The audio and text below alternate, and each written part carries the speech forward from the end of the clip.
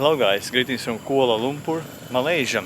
It's been 1 week since I came back from traveling around Bangladesh for 2 weeks, and today I'm going to share with you my thoughts on traveling to Bangladesh in 2023.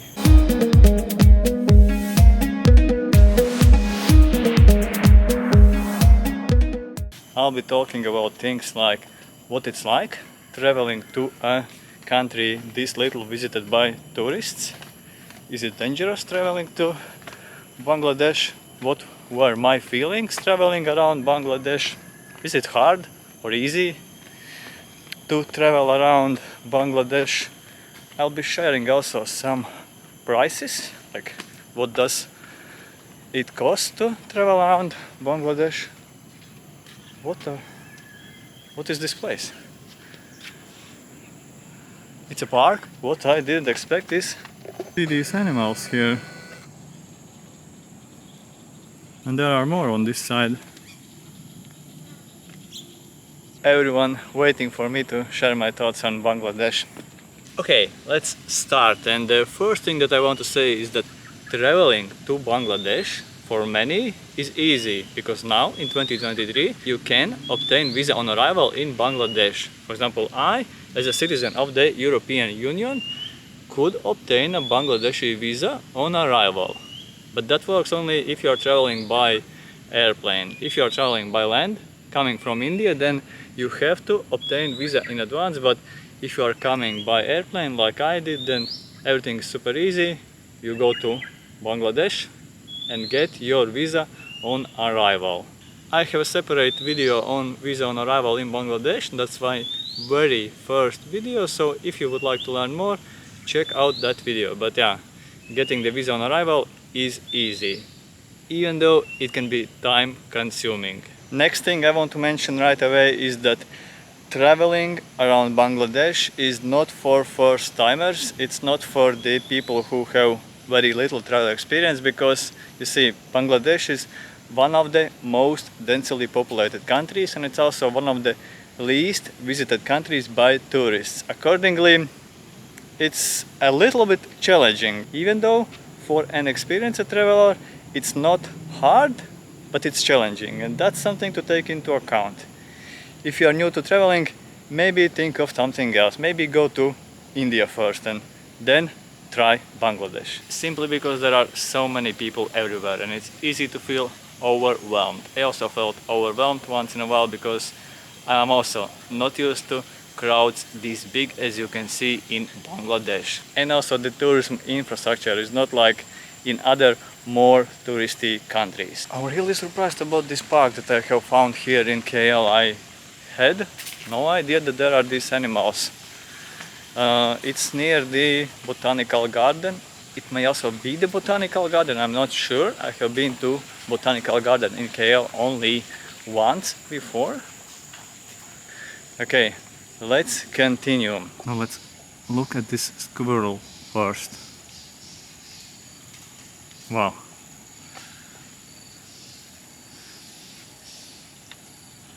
I almost feel like I have sneaked into a zoo. Yeah, so first, it is doable, especially if you're coming from a country that allows you to get a visa on arrival in Bangladesh. Second, it's not really for first-timers because there are so many people and it's easy to feel overwhelmed. And three, now let's talk about my personal feelings, how I was feeling when traveling across Bangladesh on my own as an experienced traveler. First of all, I was feeling good. I was talking about this a little bit before. I was saying that I'm feeling in Bangladesh better than, for example, in India, but now after traveling also to India recently, I must say that these things change, we change, countries change, and now I can't really say with the full certainty that I was feeling in Bangladesh better, but definitely I was feeling good in Bangladesh, because even though the country isn't really developed for tourists, there is very hard to find information in English. Very few people speak English, but I was feeling good because people in Bangladesh are really nice. I would even say that the biggest treasure of Bangladesh is its people. So even when you can't find some information, it's easy to find the person who can help you and who will help you. That's the biggest thing I would want to say, and would want you to remember about Bangladesh. The people are extremely nice, welcoming, and you just feel good. Safety wise, I was also feeling safe all the time, even though I like to wander through some small streets, some small alleys, and I was doing that. I was wandering also through some, I would say, slum areas, and was feeling super nice, okay, all good, all because of the people and how they and how they were treating me with smiles and waves and hello. So I was feeling safe, and the same in Dhaka, the same in Sri Mangal, the same in Sylhet. I was feeling safe. This place here is called Taman Rusa. I didn't know about this part of this park. So yeah, and that pretty much sums up my experience in Bangladesh. I personally was feeling good being on the streets, filming on the streets, taking photos on the streets, going to local cafes, going to shops, going everywhere, and also traveling around. And the second thing is that I was also feeling safe in Bangladesh. So that's about my experience and my feelings. Fourth point, number 4. Prices in Bangladesh. Is it expensive traveling in Bangladesh in 2023? If you want to do it with the style, it may be expensive. It's not super cheap to get nice and beautiful things, nice posh hotels in Bangladesh.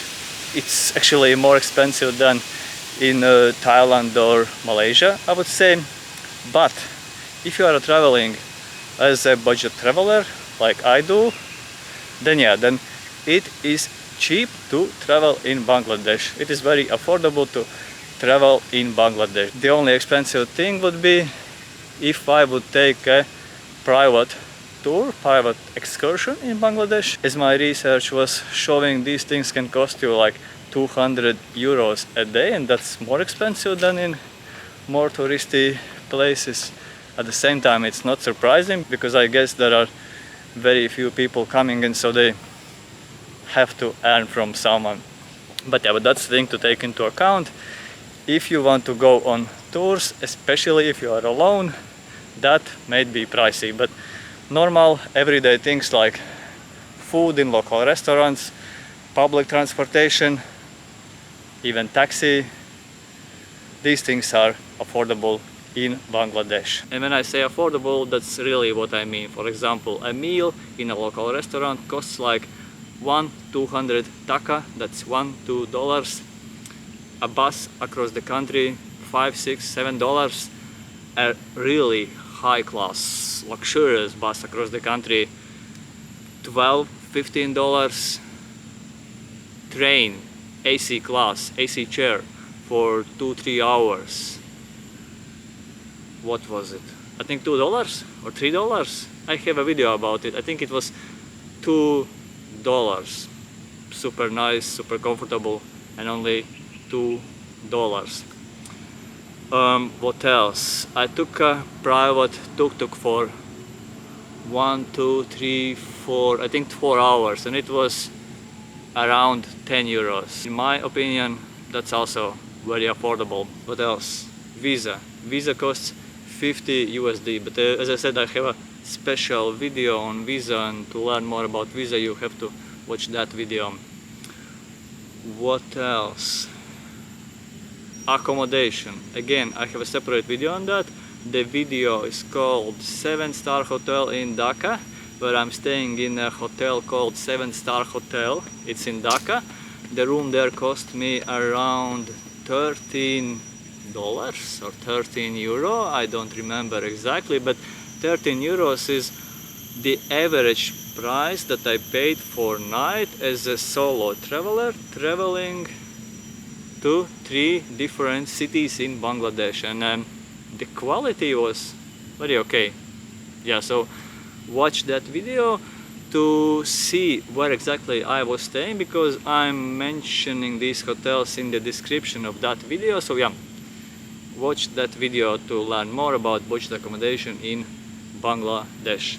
So if I'm summing it up, traveling in Bangladesh in 2023 for a budget traveler, it is affordable. It is more or less like in Thailand, Malaysia or India. There are some things that cost more in Bangladesh. For example, food in food courts. I was surprised that food in food courts in Bangladesh cost about the same as in Singapore. Or maybe the price in Singapore have also really changed recently, I don't know.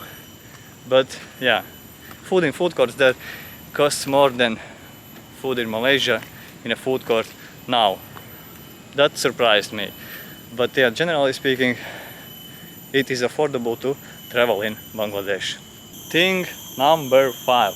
Now let's talk about what I already mentioned a little bit in my second point, when I said that Bangladesh is one of the most densely populated countries in the world, and it's not a country for first-timers, because the population density there, it's really crazy and you really feel that, and I think I have to talk more about it.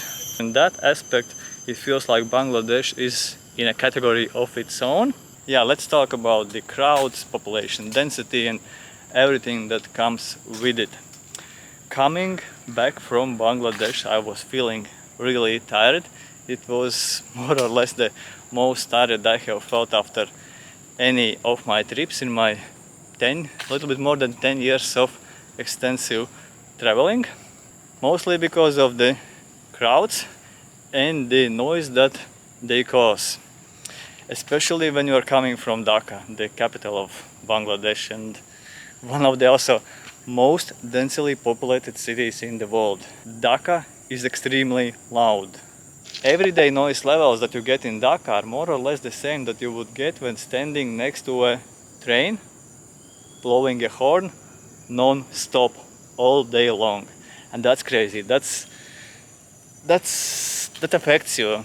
I think that affects you mentally. I'm not a specialist about that, but I have a feeling that it also affects you mentally, because I really felt drained after 2 weeks in Bangladesh. I was thinking that going to smaller cities I will avoid that crazy noise, but it's not really how it works in Bangladesh, because it's not only Dhaka that is loud, it's also traveling in Bangladesh. It is really loud. When taking a bus you hear that loud noise like all along the road. And also going to smaller cities, it's actually pretty hard to escape that noise. I went to Sylhet, one of the smaller and more quiet cities in Bangladesh, but the noise levels there are, in my opinion, more or less the same like in Dhaka. Extremely loud and annoying. After Sylhet I went to Srimangal. It's a 3 times smaller city than Sylhet. It's a city of approximately 300,000 people, but even there you feel like in a city of 5 or 10 millions in another country. Like if in another country there's a city of 5 or 10 millions, the loudness that you get there is more or less the same that you get in a city of 300,000 in Bangladesh. That's crazy. That's very, very loud. One of the reasons why it is so loud, especially in Dhaka, the capital of Bangladesh, is because there are a lot of buses in Dhaka, and also in Bangladesh in general there are a lot of buses. They are quite old and they are very loud. So yeah, take this into account and be prepared for a very loud environment when you are going to Bangladesh, no matter where you are planning to go in the country, because like you might be going to some quieter place, and I believe that there are also some quieter places in Bangladesh, but anyway, you will have to get there, and to get there you'll be going through some crazy traffic, crazy crowds, and crazy loudness. And the crowds, they are extremely busy. I had never seen crowds like this when you feel stressed just going across the road, even though it's a small road, because there is always so much traffic. And also in smaller cities like the Sylhet, at one point I got so tired from that I wasn't even going out. I was just sleeping in my hotel room because I needed some rest from that noise and that busyness, because yeah, going across the road felt like a really hard job to do.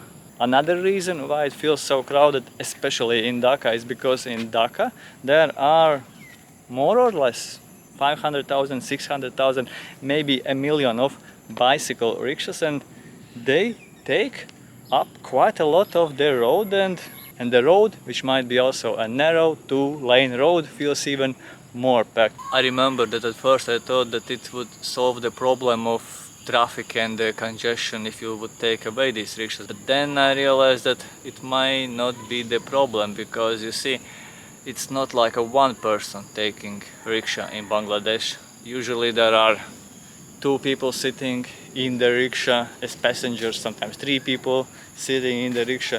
Sometimes they are taking huge loads with these rickshaws that would otherwise be taken around with a car, and that would make the traffic situation even worse. I don't know what would solve the problem of traffic, but it's there, crowds are there, it's crazy, it's super loud, and you should be aware of that. Summing it up, it's very loud in Bangladesh, and it's also very, very busy in Bangladesh. Like extremely busy and extremely loud. And the last thing I want to talk about is what it's like getting around a country that is so little visited by tourists. It might be thing number 6. So yeah, what it's like getting around the country. Getting around in Bangladesh is okay, it is normal, it is easy. In some situations a little bit challenging, but the most challenging part is finding the right bus, the right boat, the right train, because there is very little information in English. But other than that, it's easy, because as I already said, there are always some people who can help you. If you ask for information, you will find it. If you look for someone who speaks English and can help you, you will find that person. Even though there are not that many English-speaking people in Bangladesh, those who speak English mostly speak very good English and are always happy to help that foreigner who is lost. So yeah, as a result, traveling around Bangladesh was never a problem for me. I always could find the right transportation, the right place where to go, the tuk-tuk to my place, my hotel, so it wasn't a problem at all. Look at these beautiful trees here in the botanical garden of KL, and also this park itself. Looks like it's starting to rain, so a quick summary. Yeah, by the way, the greenness, you don't really see it too much in Bangladesh, not in winter. I don't know what is the situation like during the rainy season, which is in the summer when there are more rains, and everything most likely isn't as dusty and gray as it is now, as it was now when I was in Bangladesh in February. Everything was super dusty and the air was dusty, dry, streets were dirty, everything was covered with a layer of dust.